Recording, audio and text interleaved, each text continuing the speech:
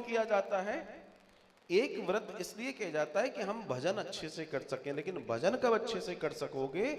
कि जब आप अपने मन को एकाग्र करोगे तो आपका तन भी अच्छा होना चाहिए, और तन तभी अच्छा हो सकता है जब उसकी क्लीनिंग हो, सफाई हो।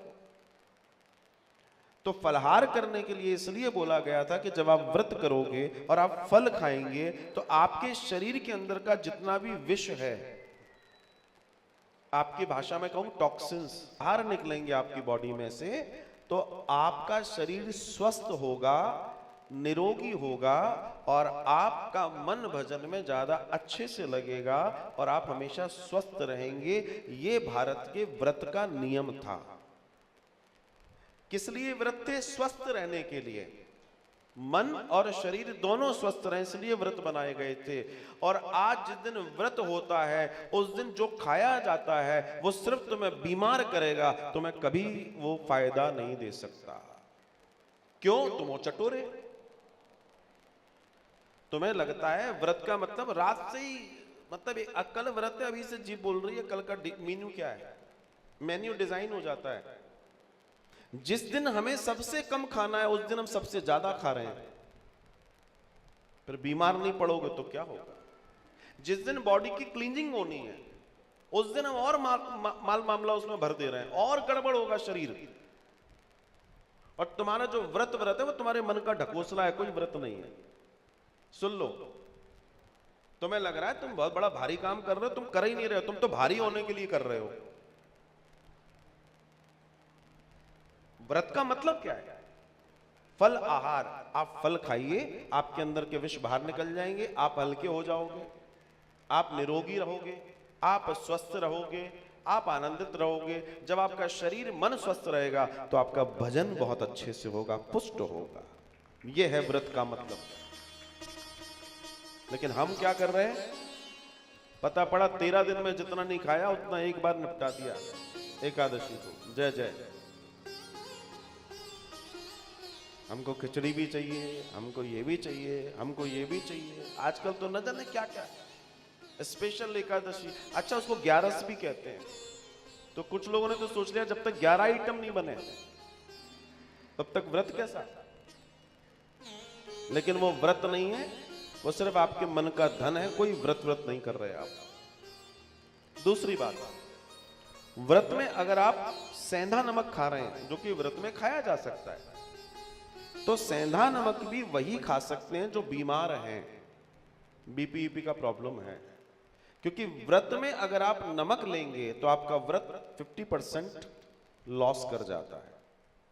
आपको व्रत का पुण्य, अगर वो तरीके से रह रहे हो, पहले तो जो रह रहे हो उसकी तो मामला में कुछ गिनती में ही नहीं है वो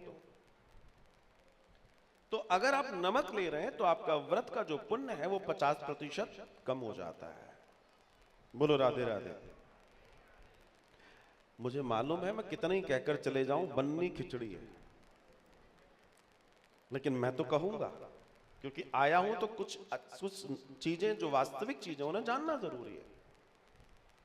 कई लोग एकादशी उद्यापन या व्रतों के उद्यापन करते हैं। उद्यापन इसलिए होता है क्योंकि जो त्रुटियां हुई हैं व्रतों में हमसे, उसका पूर्णांक हो जाए और हमें उसका लाभ मिले। लेकिन एक बात और ध्यान रखिएगा, बहुत अच्छे से समझिएगा इस बात को, कि आपके व्रत आपके कल्याण के लिए हैं, और अगर वो आपको बीमार कर रहे हैं आपकी गलती से, तो इसमें व्रतों की गलती नहीं है, आपकी गलती है, आपकी गलती। हालांकि उस समय एकादशी व्रत बनाया गया था। आपको बता दूं, जब ब्रिटिशर्स भारत में नहीं आए थे, अंग्रेज, तब हमारे यहां जो छुट्टी होती थी वो एकादशी की होती थी।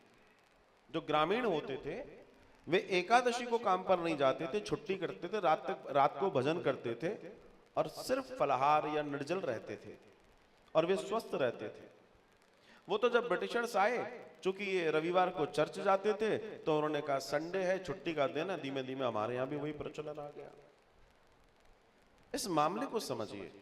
और एक चीज और बताऊं, जो युवा, जो वृद्ध, जो भी सुन रहे हैं, आप ध्यान रखिएगा, अगर आप स्वस्थ रहना चाहते हैं तो अपने जीवन में कम से कम 7 दिन में एक व्रत जरूर करो। एक दिन भूखे जरूर रहो, भले ही व्रत नहीं नाम लो, लेकिन एक दिन भूखे जरूर रहो।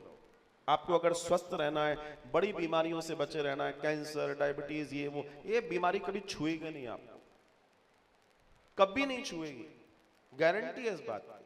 और ये मैं नहीं कह रहा, ये बड़े बड़े साइंटिस्ट कह रहे हैं। ध्यान रखिएगा, रात्रि का भोजन 7-8 बजे तक बिल्कुल हल्का हल्का हो जाए, आनंद हो जाएगा। गेहूं सोच लो कि धीमे धीमे बंद ही कर दो, स्वस्थ रहना है तो। 50 के बाद तो गेहूं खाना ही नहीं चाहिए। बाकी तो फिर आप लोग समझदार हैं। यहां दर्शन यही है, राजा अम्बरीक इतने इतने पवित्र भाव से व्रत करते हैं, फिर पारण होता। अच्छा, पारण कैसे होता है? अगर आप निर्जला रख रहे हैं तो पारण होगा अन्न से, और अगर आप अन्न का रख रहे हैं तो पारण आप फलों से, मतलब कुछ नहीं खा रहे हैं, फलाहार ले रहे हैं, तो आप फिर अन्न से पारण करेंगे जो ठाकुर जी को भोग लगता है। पारण कब करें? भारत इतना बड़ा देश है, रेखा ऐसे चलती है, तो अगर लगभग 8 बजे के आसपास आप पारण कर लें तो आपको कभी कोई समस्या ही नहीं रहेगी। दिमाग में रखो 8 बजे के पहले पारण करना है, आनंद हो जाएगा, आप स्वस्थ हो जाएंगे, आप दिव्य हो जाएंगे। ये बातें हमें जाननी है। हमारे शास्त्रों में इसमें एक एक बात पे विवरण दिया हुआ है कि फलाहार मतलब जो पेड़ पे लगते हैं वो फल होते हैं, जो कढ़ैया में होते हैं वो नहीं होते हैं।